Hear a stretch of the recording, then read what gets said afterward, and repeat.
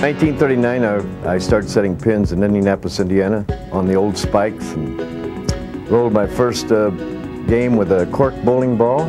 My father taught me the 5-step delivery, and been bowling ever since.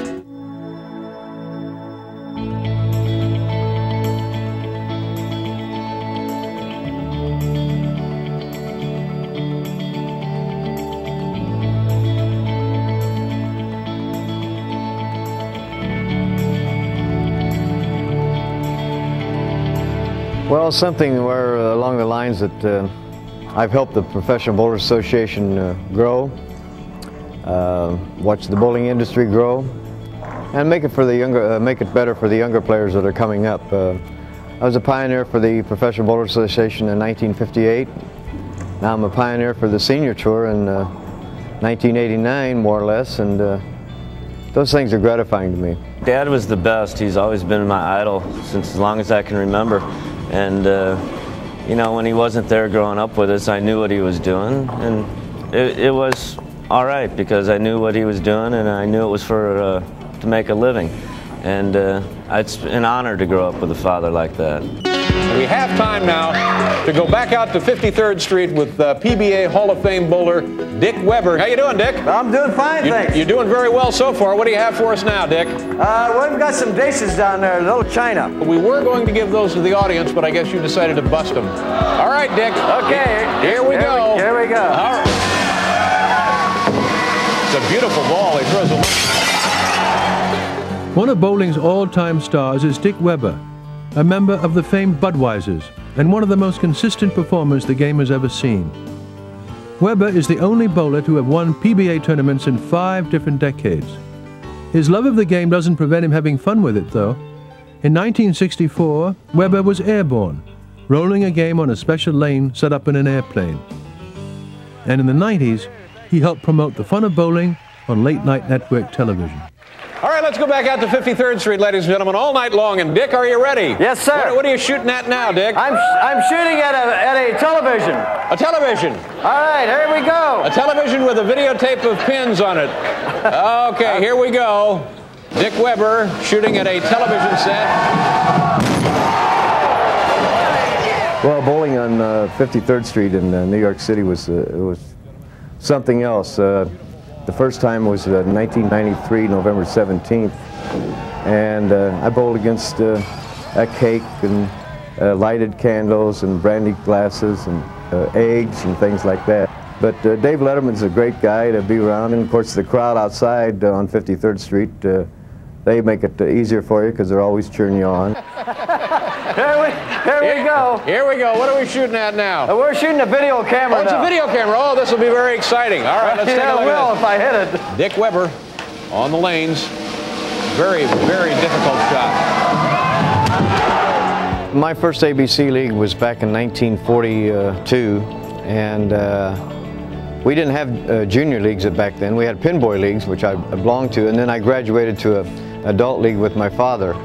And it was quite exciting, you know, that was big time, even though it was a handicap league. And then, of course, from then on I went to classic handicap leagues, as we called them then, and then classic leagues, scratch leagues. And that was most exciting to me because that was team era then. We didn't have individual bowling then, so it was really exciting to me. The greatest team night in bowling history came on March 12, 1958 in St. Louis when the famed Budweisers got hot. When the pin dust had settled, the final score was 38-58, the highest team series ever rolled by 5 men and a record that has stood for more than 31 years. The team rolled 138 strikes, 29 spares, and had only 4 open frames.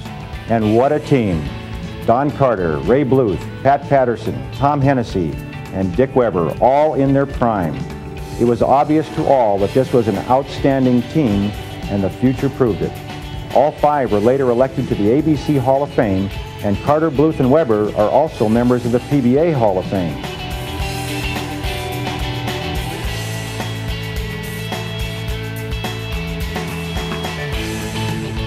Team bowling is the most exciting event in bowling, the sport of bowling I can think of.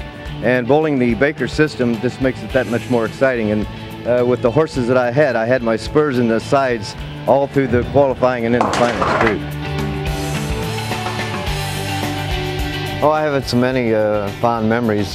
Being inducted in the 1970 ABC Hall of Fame, I had a speech about that long, and they presented my awards, and I was ready to make my speech, and my family was in the crowd, and that's when they marched out between the lane 20 and 21 in those days, and they had a big spotlight on you, and everything else in the background was black. And when I looked up in that crowd, I started crying, and my speech contained a thank you, thank you, thank you, and that was my speech.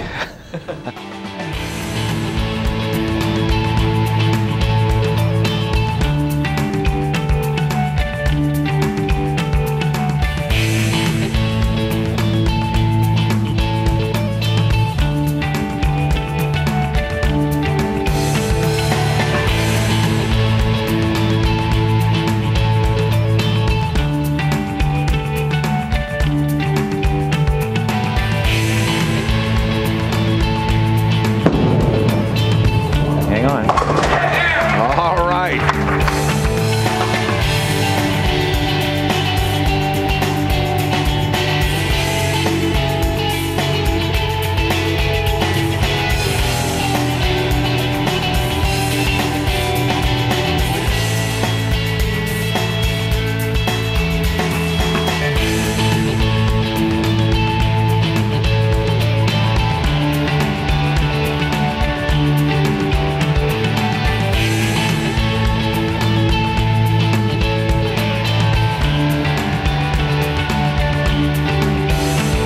This is the tough spare, the 2, the 4, and the 5. There's a lot of ways to miss it, just a couple ways to make it. How about that? A spare out there.